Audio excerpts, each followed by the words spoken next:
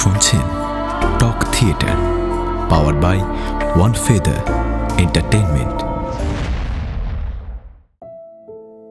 বিভূতিভূষণ বাবু তার কলমকে তুলির মতো ব্যবহার করতেন।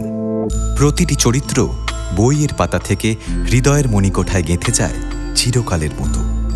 ছোট ছোট সুখ দুঃখ, চাওয়া পাওয়া সোনা হয়ে ফুটে ওঠে বিভূতিভূষণ বাবুর অমৃত লেখনীতে।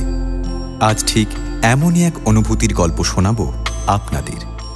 নমস্কার, আপনাদের সকলকে স্বাগত জানাই টক থিয়েটারের অফিসিয়াল ইউটিউব চ্যানেলে, powered by one feather Entertainment. আজ আপনারা শুনবেন লেখক বিভূতিভূষণ বন্দ্যোপাধ্যায়ের লেখা গল্প পুঁই মাচা। গল্প পাঠে ও সহায় হরির চরিত্রে আলাপন মুখার্জি, খেন্তির চরিত্রে আত্রেয় ব্যানার্জি, অন্যান্য ভূমিকায় আলাপন মুখার্জি ও আত্রেয় ব্যানার্জি।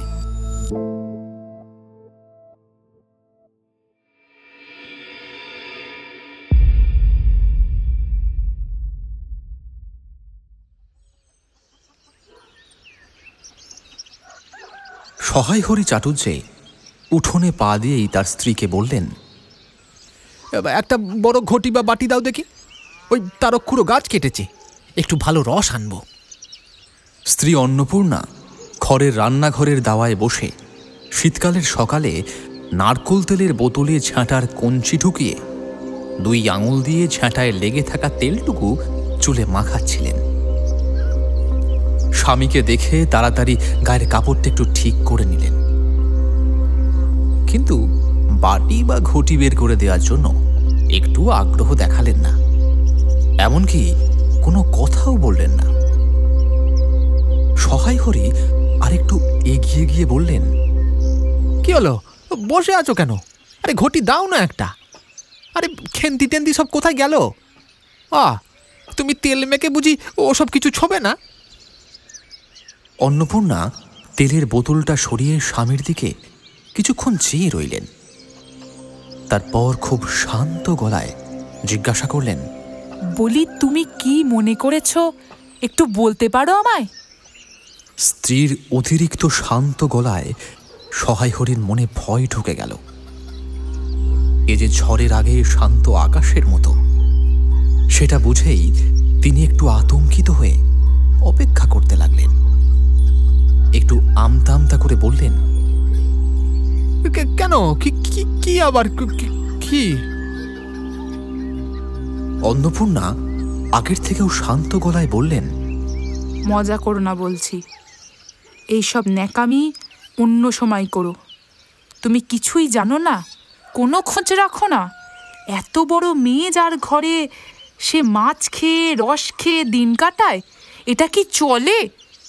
গায়ে কি কথা ছড়িয়েছে জানো? সহায় হরি অবাক হয়ে জিজ্ঞাসা করলেন, কেন? কি গুজব? গুজবটা কি সেটা একবার চৌধুরীদের বাড়ি গিয়ে জিজ্ঞেস করো। কেবল দুলেপাড়ায় বাগদিপাড়ায় ঘুরে ঘুরে জন্ম কাটালে ভদ্রলোকের গায়ে বাস করা যায় না। সমাজে থাকতে হলে সেই রকম মেনে চলতে হয়।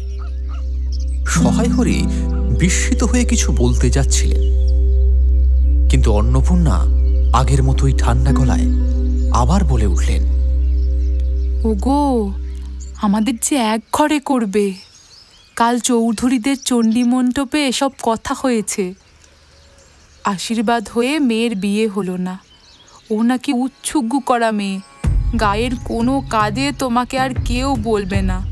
যাও, ভালোই হয়েছে তোমার। এখন গিয়ে দুলে বাড়ি বাগদি বাড়ি উঠোনে বসে দিন কাটাও। যাও যাও। সহায় হরি একটু তাচ্ছিল্য করে বললেন, ও এই ব্যাপার? আমি বলি কি নাকি ব্যাপার? এক ঘরে করবে, এক ঘরেই তো করেছে, এবার শুধু ওই কালীময় ঠাকুর বাকি আছেন। অন্নপূর্ণা যেন রাগে ফুটে উঠলেন। কেন? তোমাকে এক ঘরে করতে খুব কিছু লাগে নাকি? তুমি কি সমাজের নেতা না কোনো মাতব্বর? চাল নেই, চুলো নেই, এক করার সাহস নেই। চৌধুরীরা তোমায় এক ঘরে করবে, এতে আর এমন কি আশ্চর্য? আর সত্যি বলতে কি, মেয়েটা ধাড়ি হয়ে উঠল, 15টা বছর হয়ে গেছে। বাইরে কমিয়ে বললে কি হবে?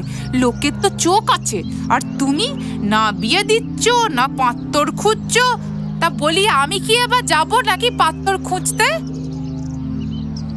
সহায় হরি বুঝলেন যতক্ষণ তিনি সামনে আছেন স্ত্রীর গলার সুর একটুও কমবে না। তাই তিনি দাওয়া থেকে তাড়াতাড়ি একটা কাঁসার বাটি তুলে নিয়ে খিড়কি দরজার দিকে রওনা দিলেন। কিন্তু খিড়কি দরজার একটু এদিকে কি যেন একটা দেখে হঠাৎ থেমে গেলেন এবং আনন্দ ভরা কণ্ঠে বলে উঠলেন, এসব কি রে খেন্তিমা? এইসব কোথা থেকে আনলি? ও এই যে 14-15 বছরের একটি মেয়ে আর দুটো ছোট ছোট মেয়েকে পেছনে নিয়ে বাড়িতে ঢুকল। বড় মেয়েটির হাতে একগুচ্ছ পুঁই শাক। ডাঁটাগুলো মোটা এবং হলুদ হয়ে গেছে। দেখে মনে হয় কেউ যেন পুরনো পুঁই গাছ তুলে উঠোনের ঝোপ জঙ্গল পরিষ্কার করছিল, আর এই মেয়েটি প্রাণপণে সেগুলোকে কুড়িয়ে এনেছে। ছোট দুটো মেয়ের মধ্যে একজনের হাতে কিছু নেই, আর একজনের হাতে গোটা 2 পাকা পুঁই পাতায় মোড়ানো কিছু একটা। বড় মেয়েটি লম্বা, গোলগাল মুখ, মাথার চুলগুলো এলোমেলোভাবে বাতাসে উড়ছে। মুখটা বেশ বড়, চোখ দুটো টাগর টাগর আর শান্ত। হাতে পরা চিকন কাঁচের চুড়িগুলোয় সেফটি পিন দিয়ে একসাথে আটকানো। এমন পিন যে কত পুরনো সেটা বোঝা মুশকিল। এই মেয়েটির নামই বোধহয় খেন্তি। সে তাড়াতাড়ি পেছনের মেয়েটির হাত থেকে মোড়ানো জিনিসটা নিয়ে খুলে দেখিয়ে বলল, চিংড়ি মাছ বাবা, গয়া পিসির কাছ থেকে রাস্তা থেকে নিলাম। দিতে চাইছিল না, বলে তোমার বাবার আগের 2 পয়সা এখনো দেয়নি। আমি বললাম, দাও না গয়া পিসি, আমার বাবা কি তোমার 2 পয়সা নিয়ে পালাবে? আর এই পুঁই শাকগুলো ঘাটের ধারে রায় কাকা দিলেন, বললেন নিয়ে যা খেন্তি, কেমন মোটা মোটা শাক দেখ। এ শুনে অন্নপূর্ণা দাওয়া থেকে চেঁচিয়ে উঠলেন, বললেন, নিয়ে যা। আহা হা হা, কি এমন দারুণ জিনিস!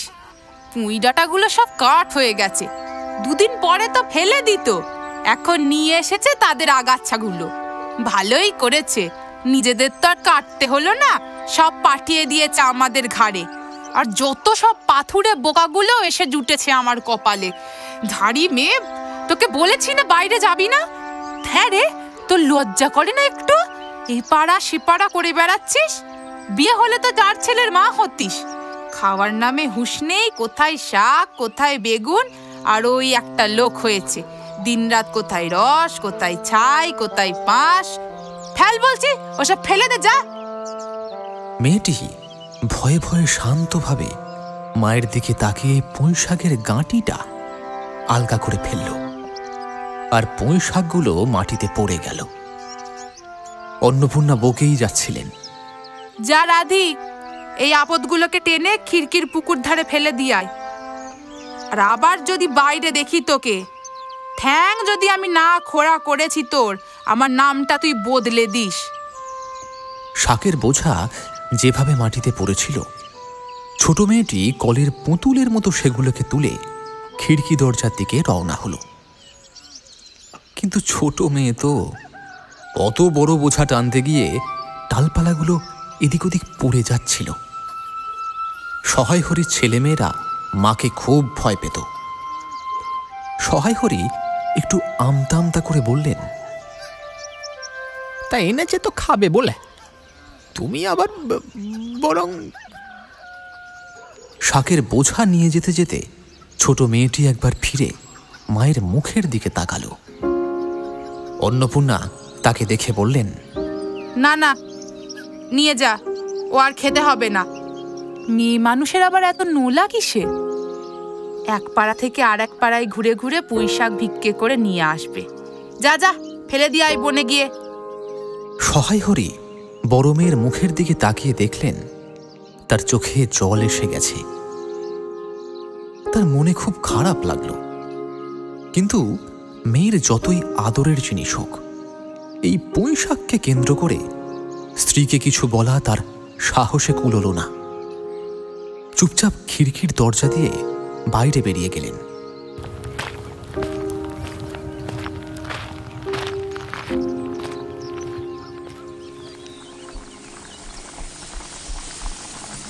রান্নাঘরে বসে রান্না করতে করতে বড় মেয়ের কাতর মুখখানা মনে পড়তেই অন্নপূর্ণার মনে পড়ে গেল গতবার রান্নার আগের দিন পুঁই শাক কাটার সময় খেন্তি বলেছিল, মা, এই অর্ধেকটা কিন্তু শুধু আমার, বাকিটা তোমাদের সবার।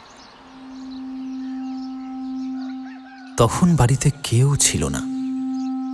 তিনি নিজেই উঠে উঠোন আর খিড়কি দরজার আশেপাশে যে শাকগুলো পড়েছিল সেগুলোকে কুড়িয়ে আনলেন। বাকি যেগুলো ছিল তা ডোবার ধারে ছায়ের গাদায় ফেলে দেওয়া হয়েছে। কুঁচো চিংড়ি দিয়ে তিনি সেই শাকের চচ্চড়ি রান্না করলেন চুপি চুপি। দুপুরে খেন্তি পাতে পুঁই শাক দেখে ডাগর চোখে ভয়ে ভয়ে মায়ের দিকে তাকালো। চোখে বিস্ময় আর আনন্দ।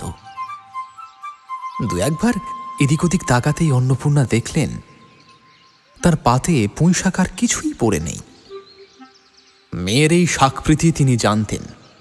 জিজ্ঞাসা করলেন, কি রে খেন্তি, আর একটু দি?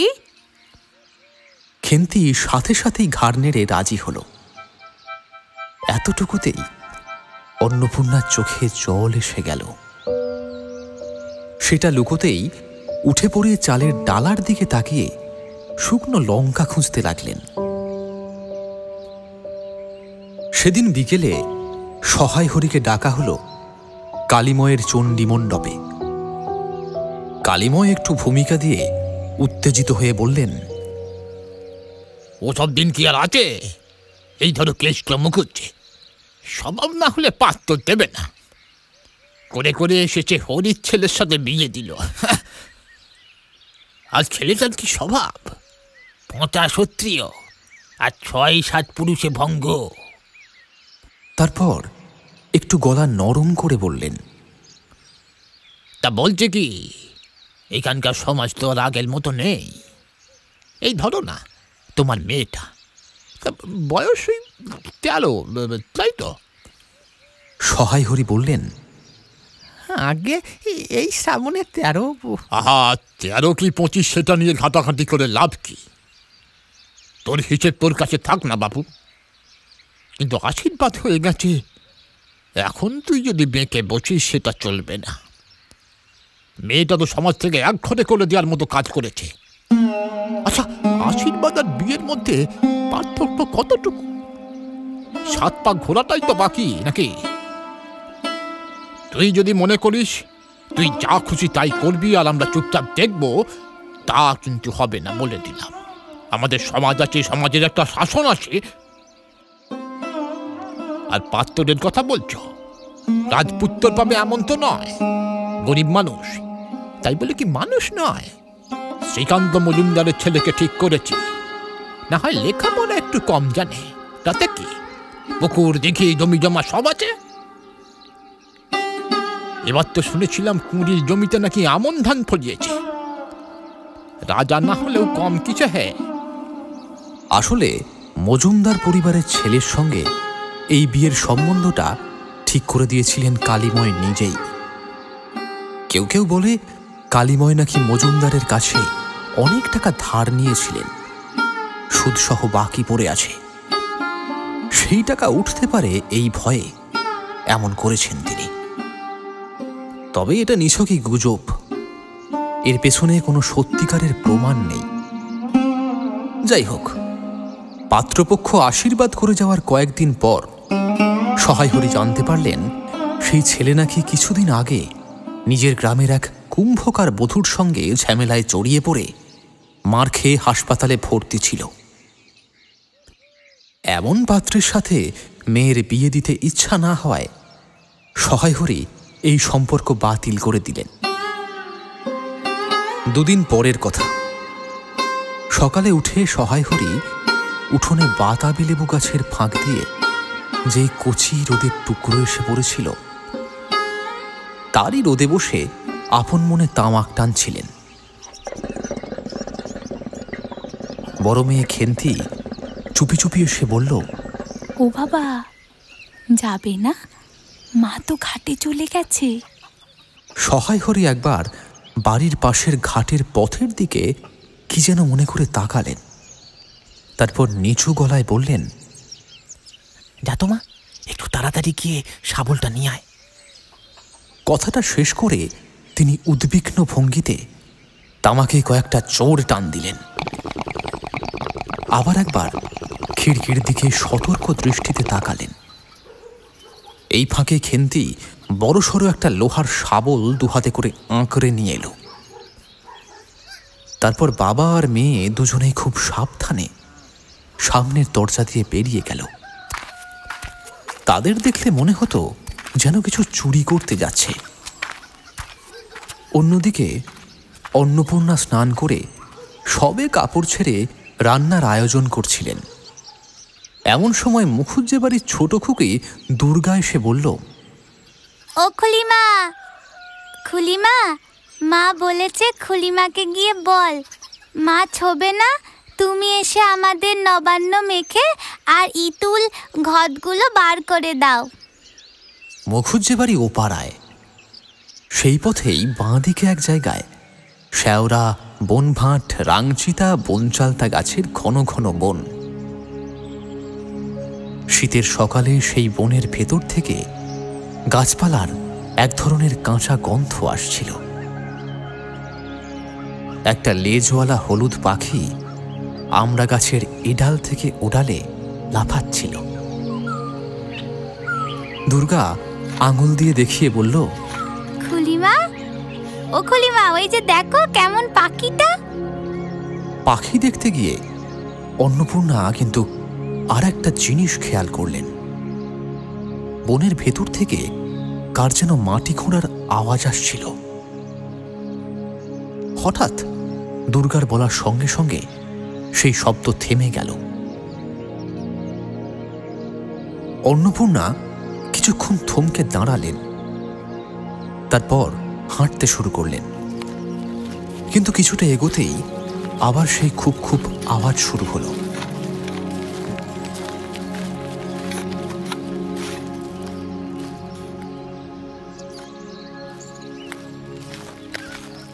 ফিরে আসতে অন্নপূর্ণার একটু দেরি হয়ে গেল।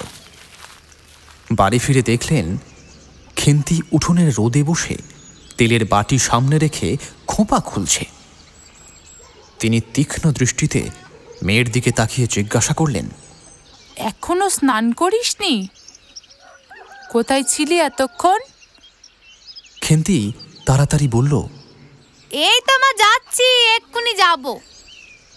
খেন্তি স্নান করতে যাওয়ার কিছুক্ষণ পরেই সহায় হরি অত্যন্ত উৎসাহে 15-16 সের ওজনের একটা মাটির আলু ঘাড়ে করে কোথা থেকে এসে হাজির। সামনে স্ত্রীকে দেখে খানিক বিব্রত ভঙ্গিতে বললেন, ওই ও পাড়ার ময়সা চৌকিদার রোজ বলে, কর্তা ঠাকুর, তোমার বাবা থাকতে মাসে মাসে তোমাদের এখানে যাতায়াত ছিল, এখন তো তোমরা আসো না। এই বেড়ার পাশে পেটে আলু রেখে গেছি, দাদা ঠাকুর বরং। অন্নপূর্ণা স্থির চোখে স্বামীর দিকে তাকিয়ে বললেন, বরজপোতার বনের মধ্যে বসে একটু আগে কি করছিলে শুনি? সহায় হরি অবাক হয়ে বললেন, আমি? না না না, আমি আবার কখন? আমি তো কোথাও কোথাও যাইনি না। সহায় হরির মুখ দেখে মনে হচ্ছিল তিনি যেন এইমাত্র আকাশ থেকে পড়ছেন। অন্নপূর্ণা আগের মতোই স্থির চোখে স্বামীর দিকে তাকিয়ে বললেন, চুরি তো তুমি করবেই, 3 জন্ম কেটে গেছে, আর তো একটা জন্ম বাকি। মিথ্যে কথাগুলো এখন আর বলো না গো, মিথ্যে কথা বলো না। আমি সব জেনে গেছি। ভাবছিলে বুঝি আমি ঘাটে গেছি, কিছু বুঝবো না। দুর্গার মা ডেকেছিল, ও পাড়ায় যাচ্ছিলাম, হঠাৎ শুনি বরজপোতার বনের ভেতর থেকে খুব খুব আওয়াজ আসছে। তখনই বুঝেছিলাম আমি একটু সাড়া দিতেই সব শব্দ বন্ধ হয়ে গেল। আবার একটু এগোলাম, দেখি আবার শুরু। তোমার তো ইহকাল পরকাল বলে কিছু নেই, চুরি করো, ডাকাতি করো, যা খুশি করো, কিন্তু মেয়েটাকে সঙ্গে নিয়ে গিয়ে ওর মাথা খাওয়ার মানেটা কি? সহায় হরি কিছু বলার চেষ্টা করলেন, হাত পা নাড়িয়ে প্রমাণ দিতে চাইলেন যে তিনি সেখানে ছিলেন না, কিন্তু স্ত্রীর কড়া চোখের সামনে তার কথা খেই হারিয়ে ফেলল। তার কথাগুলোর মধ্যে কোনো মানে খুঁজে পাওয়া গেল না। আধ ঘন্টা পরে খেন্তি স্নান সেরে বাড়ি ফিরল। সামনে রাখা মেটে আলুর দিকে একবার আর চোখে তাকিয়ে খুব নিরীহ মুখ করে উঠোনের আনলায় মন দিয়ে কাপড় মেলছিল। অন্নপূর্ণা ডেকে বললেন, খেন্তি, এদিকে একবার আয় তো, একটু শুনে যা। মায়ের ডাক শুনে খেন্তির মুখ শুকিয়ে গেল। সে ইতস্তত করে কাছে এলো। মা জিজ্ঞাসা করলেন, এই মেটে আলুটা দুজনে মিলে তুলেছিস না? খেন্তি মায়ের মুখের দিকে একবার তাকিয়ে তারপর মাটিতে রাখা আলুটার দিকে, তারপর আবার মায়ের মুখের দিকে, আর তারপর এক ঝলক বাড়ির সামনের বাঁশঝাড়ের মাথার দিকেও চেয়ে নিল। তার কপালে বিন্দু বিন্দু ঘাম জমে উঠল, কিন্তু মুখ দিয়ে কিছুই বের হলো না। অন্নপূর্ণা একটু কড়া গলায় বললেন, কথা বলছিস না কেন রে? এই আলুটা তুই তুলেছিস কি না? খেন্তি এক দৃষ্টে মায়ের দিকে চেয়ে থেকে বলল, হ্যাঁ। অন্নপূর্ণা রেগে গিয়ে বললেন, ছি ছি ছি পাজি মেয়ে, আজ আমি তোর পিঠে আস্ত কাঠের চালা ভাঙবো, তখন বুঝবি কত ধানে কত চাল। বরজপোতার বনে গিয়ে মেটে আলু চুরি করছিস? সমস্ত মেয়ে কবে থেকে বিয়ের উপযুক্ত হয়েছিস? তুই সেই বিজন বনে গিয়ে পরের জিনিস চুরি করে আনছিস? সেই বনে দুপুর বেলায়ও বাঘ লুকিয়ে থাকে, যদি গোসাইয়ের চৌকিদাররা ধরে ফেলতো, তখন তোর কোন শ্বশুর এসে তোকে বাঁচাতো আমি শুনি? আমি না খেয়ে থাকলেও থাকবো, কিন্তু বাপের জন্মে চুরি করব না, পরের জিনিসে হাত দেওয়া, এই মেয়ে নিয়ে আমি কি করব বলো তো মা? 2-3 দিন পরের কথা। একদিন বিকেলে ধুলো মাটি মাখা হাতে খেন্তি এসে বলল, ও মা, চল তো একটু দেখবি। অন্নপূর্ণা গিয়ে দেখলেন ভাঙা পাঁচিলের ধারে একটুখানি খোলা জমি। সেখানে কতগুলো পাথরকুচি আর কাঁটা গাছের জঙ্গল ছাঁটাই করে খেন্তি আর তার ছোট বোন মিলে তরকারি চাষের একটা খেলার বাগান বানাচ্ছে। অনেক কিছু ফলানোর পরিকল্পনা চলছে সেখানে, যদিও এখনো আপাতত সেখানে একটা শুকনো পুঁইশাকের চারা কাপড়ের ফালিতে বাঁধা অবস্থায় এক টুকরো কঞ্চির গায়ে ঝুলে আছে, যেন ফাঁসিতে ঝুলে থাকা কোনো গরিব আসামি। বাকি সব ফসল এখনো শুধু খেন্তির কল্পনায়, মাটিতে নামেনি। অন্নপূর্ণা হেসে বললেন, আরে বোকা মেয়ে, এখন কি পুঁইয়ের চারা পোতার সময়? বর্ষাকালে দিতে হয় ওগুলো, এখন জল পাবে না, শুকিয়ে মরে যাবে। খেন্তি বলল, কেন? আমি রোজ জল ঢালবো। অন্নপূর্ণা বললেন, হ্যাঁ, দিয়ে দেখ, বেঁচেও যেতে পারে। এখন রাতে শিশির তো খুব পড়ে, শীতও তো কত পড়েছে।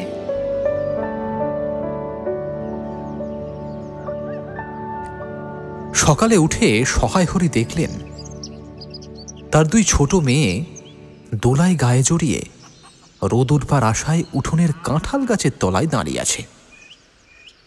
খেন্তি একটা ভাঙা ঝুড়ি কাঁখে করে শীতে কাঁপতে কাঁপতে মুখুজ্জেদের বাড়ি থেকে গোবর কুড়িয়ে আনল। সহায় হরি বললেন, আরে মা খেন্তি, সকালে উঠে একটা জামা গায়ে দিতে পারিস তো? এই শীতে দেখ কি কষ্ট তোর। আচ্ছা দিচ্ছি বাবা।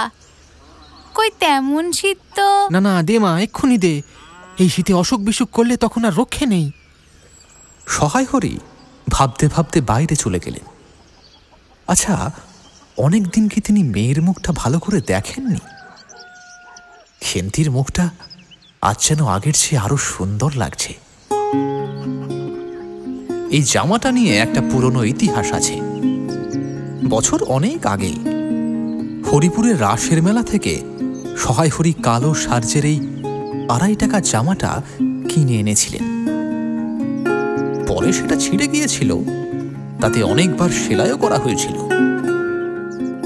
গত বছর থেকে খেন্তির শরীরটা মোটামুটি ভালো হওয়ায় জামাটা তার গায়ে ঠিকমতো ফিট হয় না। সংসারের এসব খুঁটিনাটি দিকে সহায় হরির নজর নেই।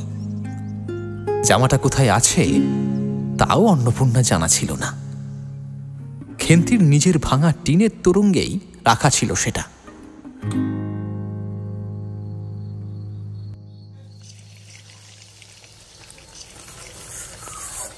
পৌষ সংক্রান্তি। সন্ধ্যাবেলা অন্নপূর্ণা এক কাঁসার পাত্রে চালের গুঁড়ি, ময়দা আর গুড় মিশিয়ে চটকাচ্ছিলেন। পাশে একটা বাটিতে তেল রাখা। খেন্তি কুড়ুনির নিচে কলা পাতা বিছিয়ে একটা থালাতে নারকোল কুড়োচ্ছে। অন্নপূর্ণা প্রথমে সাহায্য নিতে চাননি, কারণ খেন্তি সারাদিন বনে ঝাড়ে ঘোরে, ঠিকমতো পরিষ্কার কাপড় পরে না। তবে পরে জোর করায় ভালো করে হাত মুখ ধুয়ে শুদ্ধ কাপড় পরে সে কাজে লেগেছে।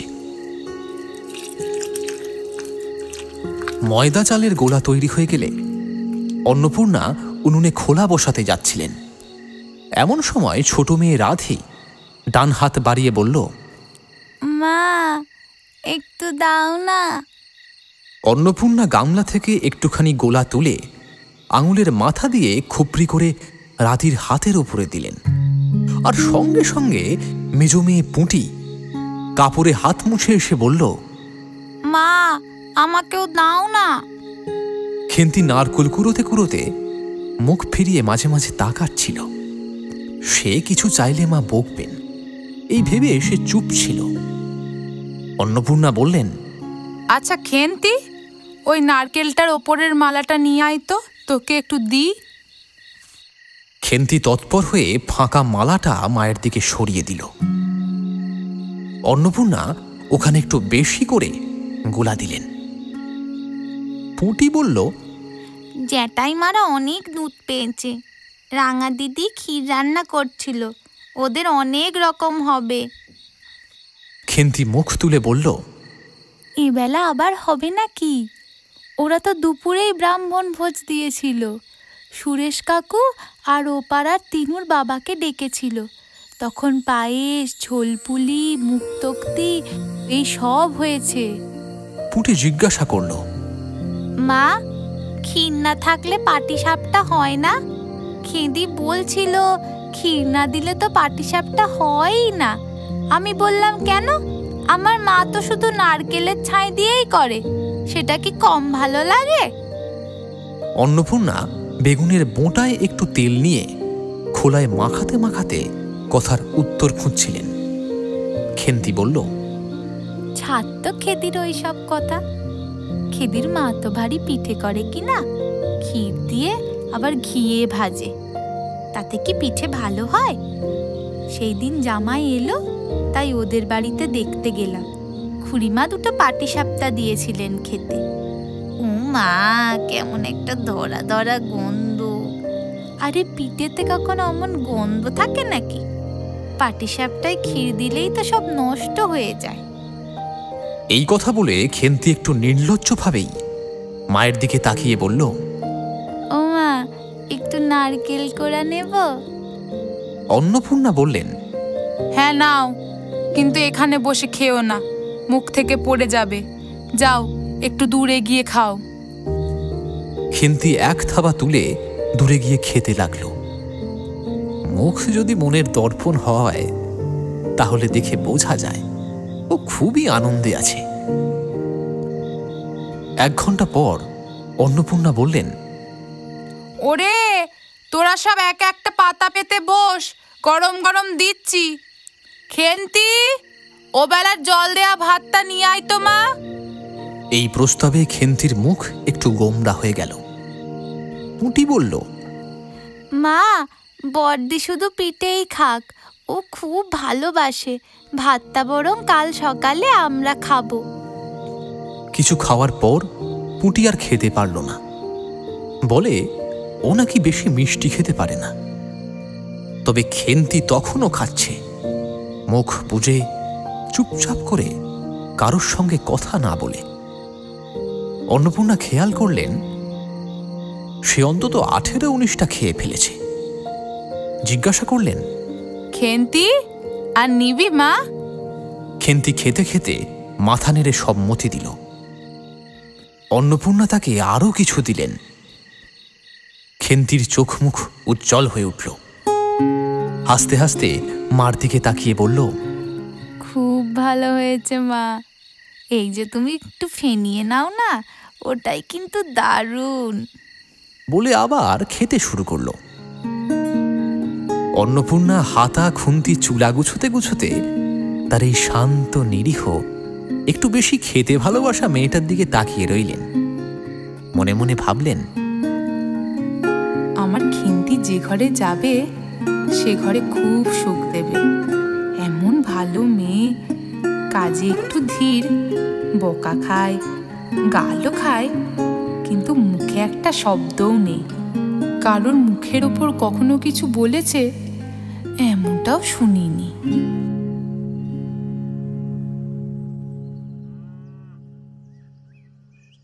বৈশাখ মাসের শুরুতে সহায় হরির এক দুঃসম্পর্কের আত্মীয়ের মাধ্যমে খেন্তির বিয়ে ঠিক হয়ে গেল।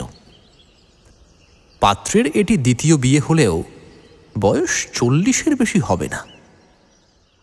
শুরুতে অন্নপূর্ণা একেবারেই রাজি ছিলেন না, কিন্তু পরে ভেবে দেখলেন পাত্র সচ্ছল, শহরে বাড়ি আছে, সিলেট অঞ্চলে চুন এবং ইটের ব্যবসা, ভালোই রোজগার হয়েছে নাকি। এমন উপযুক্ত পাত্র তো হঠাৎ করে মেলা ভাগ্যের ব্যাপার। এটা ভেবে শেষমেশ তিনি রাজি হতে বাধ্য হলেন। জামাইয়ের বয়স একটু বেশি। প্রথমে অন্নপূর্ণা জামাইয়ের সামনে বেরোতে একটু সংকোচ বোধ করছিলেন। পরে পাছে খেন্তির মনে কষ্ট হয় এই ভেবে বরণের সময় তিনি খেন্তির সুগঠিত হাতটি ধরে জামাইয়ের হাতে তুলে দিলেন। আর কিছুই বলতে পারলেন না।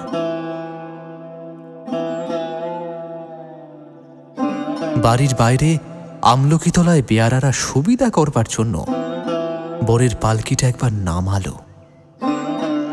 অন্নপূর্ণা তাকিয়ে দেখলেন বেড়ার ধারের নীল মেদি ফুলের গুচ্ছগুলো যেখানে নইয়ে আছে, খেন্তির সস্তা দামের বালুচরের লাল চেলির আঁচল পালকির বাইরে বেরিয়ে সেখানে লুটিয়ে পড়েছে। তার এই অত্যন্ত অসংযত, একদম সহজ সরল আর একটু বেশি খাওয়া পরায়ণ মেয়েটাকে পরের ঘরে অচেনা পরিবেশে পাঠাতে তার বুক কেঁপে উঠছিল। খেন্তিকে কি অন্যেরা ঠিকমতো বুঝবে?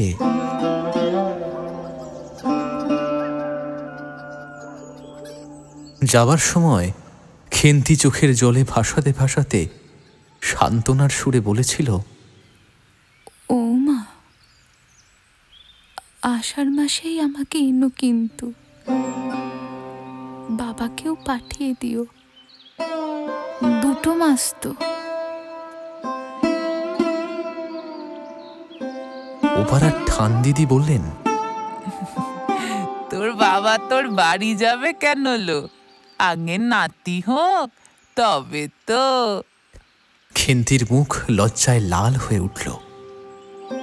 জলভরা দুটো বড় চোখের ওপরে একটুখানি লাজুক হাসির আভা ফেলে সে এক গুঁয়ে সুরে বলল, যাবে না বই কি, দেখবো তো কেমন না যায়।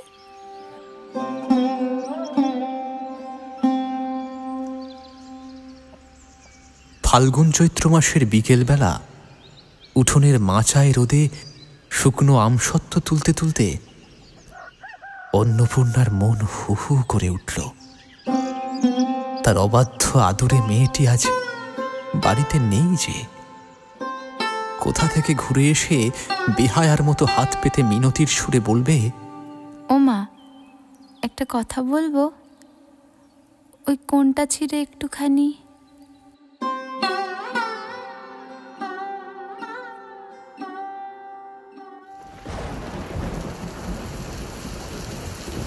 এক বছরের বেশি হয়ে গেছে।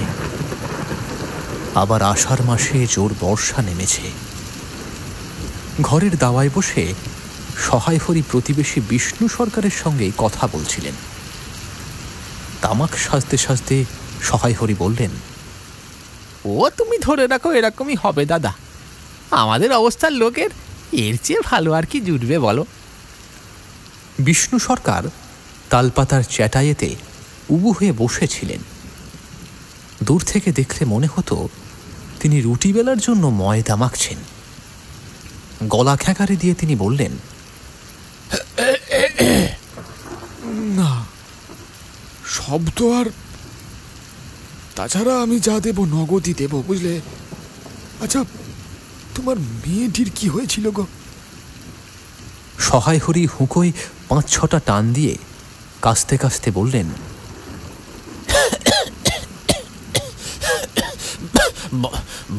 বসন্ত হয়েছিল শুনলাম। ব্যাপার কি দাঁড়ালো বুঝলে? মেয়ে তো কিছুতেই পাঠাতে চায় না। 250 টাকা বাকি ছিল কিনা, বললে ও টাকা আগে দাও তবে মেয়ে নিয়ে যাও। একেবারে চামার। তারপর বললাম টাকা ক্রমে ক্রমে দিয়ে দিচ্ছি ভাই, পুজোর খরচ কম করেও 30 টাকার কম হবে না ভেবেছিলাম। মেয়ের নানা নিন্দে উঠল, ছোট লোকের মতো চাল, গরু খামারের মতো খায়, আরো কত কি। পৌষ মাসে দেখতে গেলাম, মেয়েটাকে ফেলে থাকতে পারলাম না বুঝলে। সহায় হরি হঠাৎ কথা থামিয়ে জোরে কয়েক মিনিট ধরে হুঁকোতে টান দিতে লাগলেন। কিছুক্ষণ দুজনের কোনো কথা শোনা গেল না। অল্পক্ষণ পরে বিষ্ণু সরকার বললেন, তারপর? আমার স্ত্রী কাঁদতে লাগলো। পৌষ মাসে গিয়ে দেখলাম মেয়েটার কি অবস্থা করেছে। শাশুড়ি শুনিয়ে শুনিয়ে বলতে লাগলো, না জনে শুনে ছোট লোকের সঙ্গে কুটুম্বিতা করলে এরকমই হয়, যেমন মেয়ে তেমন বাপ। পৌষ মাসের দিনে মেয়ে দেখতে এলেন খালি হাতে। পরে বিষ্ণু সরকারের দিকে তাকিয়ে বললেন, বলি আমরা ছোট লোক না বড় লোক, তোমার তো সরকার খুঁড়ো জানতে আর বাকি নেই। পরমেশ্বর চাটুর্যের আমলে নীলকুঠির দিনে এই অঞ্চলে বাঘে গরুতে এক ঘাটে জল খেত, আর আজ? প্রাচীন আভিজাত্যের গর্বে সহায় হরি হা হা করে শুকনো হাসি হাসলেন। বিষ্ণু সরকার সমর্থন জানিয়ে অস্পষ্ট শব্দে কয়েকবার ঘাড় নাড়লেন। তারপর ফাল্গুন মাসেই তার বসন্ত হলো। এমন চামার, বসন্ত বেরোতে এই টালায় আমার এক দুঃসম্পর্কের বোন আছে। সে একবার কালীঘাটে পুজো দিতে এসে খোঁজ পেয়েছিল, তার কাছেই ফেলে রেখে গেল। আমায় না একটা খবর না কিছু। শেষে আমি গিয়ে দেখতে পেলে না? না, এমন চামার গয়নাগুলো অসুখের সময় খুলে নিয়েছে, তারপর টালায় পাঠিয়েছে। যাক, এখন যাওয়া যাক, বেলা গেল। তা চার কি ঠিক করলে? পিঁপড়ের টোপে মুড়ির চার তো সুবিধা হবে না।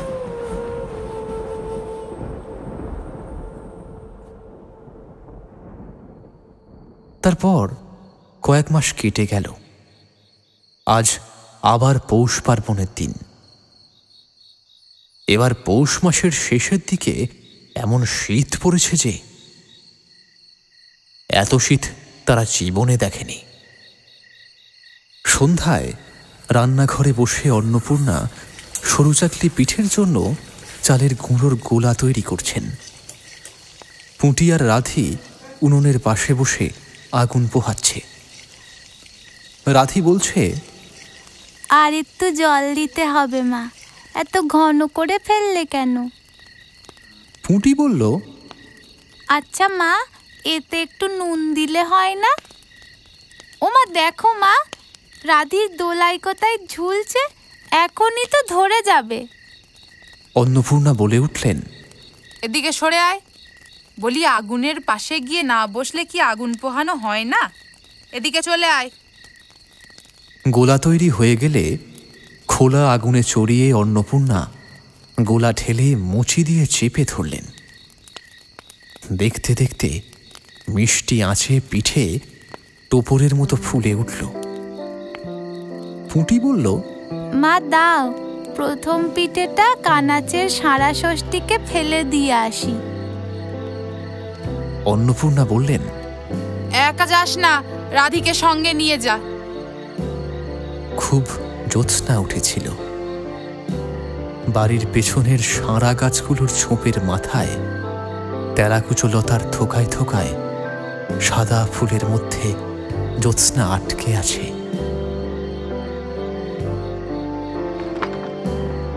পুঁটি আর রাধি খিড়খিড় দরজা খুলতেই একটা শিয়াল শুকনো পাতায় খসখস শব্দ করে ঘন ঝোপের মধ্যে ছুটে পালালো। পুঁটি জোরে পিঠেটা ঝোপের মধ্যে ছুঁড়ে দিল। তারপর চারিদিকের নির্জন বাঁশবনের নিস্তব্ধতায় ভয় পেয়ে ছেলে মানুষ পিছু হেঁটে এসে খিড়কির দরজার মধ্যে ঢুকে তাড়াতাড়ি দরজা বন্ধ করে দিল। পুঁটি আর রাধি ফিরে এলে অন্নপূর্ণা জিজ্ঞেস করলেন, দিলি? পুঁটি বলল, হ্যাঁ মা, তুমি যে জায়গা থেকে গতবার নেবুর চারা তুলে এনেছিলে সেখানেই ফেলে দিলাম। তারপর সেই রাতে অনেকক্ষণ কেটে গেল। পিঠে বানানো প্রায় শেষ। রাতও তখন বেশ গভীর।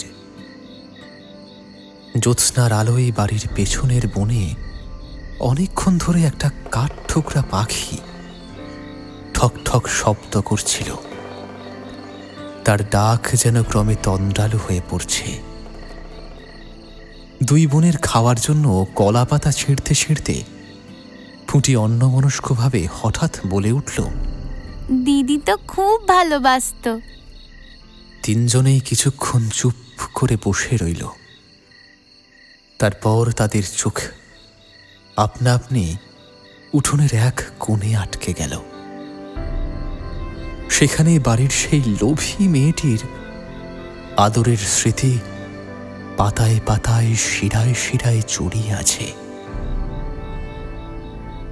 তার নিজের হাতে পোঁতা পুঁই গাছটা মাচা জুড়ে বেড়ে উঠেছে।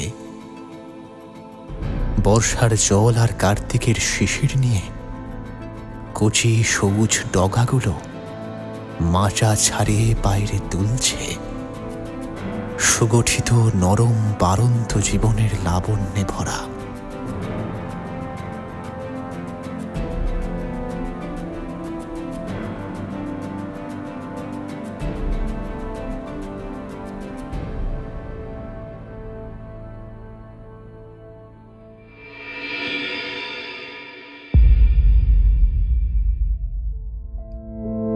আমাদের গল্প ফুরলো, নোটে গাছটি মুড়লো। তাহলে আজ আসি, আবার আসবো পরের বুধবার ঠিক রাত 9:30টায় নতুন একটি গল্প নিয়ে টক থিয়েটারের অফিসিয়াল ইউটিউব চ্যানেলে, powered by one feather entertainment.